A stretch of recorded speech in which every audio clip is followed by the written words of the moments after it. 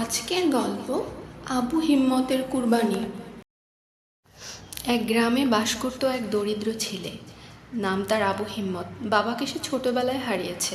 মসজিদের ইমাম সাহেবই ছিল তার অভিভাবক, যিনি তাকে নামাজ, কুরআন এবং দ্বীনের শিক্ষা দিতেন। আবু হিম্মতের চোখে এক স্বপ্ন, একদিন সে নিজ হাতে কুরবানির পশু আল্লাহর রাহে কুরবানি করবে। কিন্তু তার ঘরে নেই চাল, নেই টাকা, পশু কেনা তো দূরের কথা। কুরবানি হচ্ছে হজরত ইব্রাহিম আলাইসাল্লাম ও ইসমাইল আলাইসাল্লামের ত্যাগের স্মৃতি। যার সামর্থ্য আছে তার উপর কুরবানি করা ওয়াজিব। পশু হতে হবে স্বাস্থ্যবান, যেমন চোখ, কান, লেজ ঠিকঠাক, খুর না ভাঙা, এবং কমপক্ষে 2 বছর বয়সী গরু, 1 বছর বয়সী ছাগল। ইয়া আল্লাহ, আমি কুরবানির উপযুক্ত পশু সংগ্রহ করতে চাই, তুমি আমাকে সাহায্য করো। বাবা হিম্মত, শুনছি সাদা পাহাড়ে এক ছাগল আছে যার জন্ম 1 বছর পার হয়েছে। শান্ত স্বভাবের, কিন্তু তাকে কেউ ধরতে পারছে না। তুমি যদি ছাগলটা ধরতে পারো তাহলে তোমার কুরবানি দেওয়ার ইচ্ছাটা পূরণ হতো।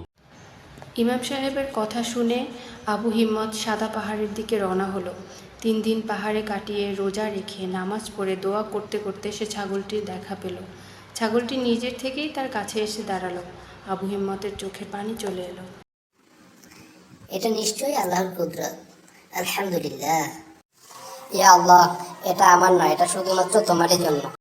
গ্রামে ফিরে আবু হিম্মত ছাগলটিকে ইমাম সাহেবের কাছে নিয়ে এলেন। ইমাম সাহেব ছাগলটি দেখে খুবই খুশি হলেন। কুরবানির দিন আবু হিম্মত নিজ হাতে ছাগলটিকে কিবলামুখী করে দোয়া করল।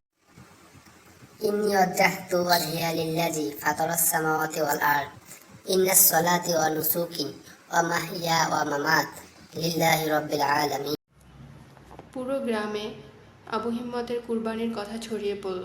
কুরবানি যে শুধু টাকার কাজ নয়, বরং নিয়তের কাজ। এই শিক্ষা পেয়ে অনেক লোকের কঠিন হৃদয় নরম হয়ে গেল।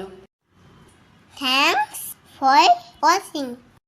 নতুন নতুন গল্প পেতে আমাদের চ্যানেলটি সাবস্ক্রাইব করে দাও।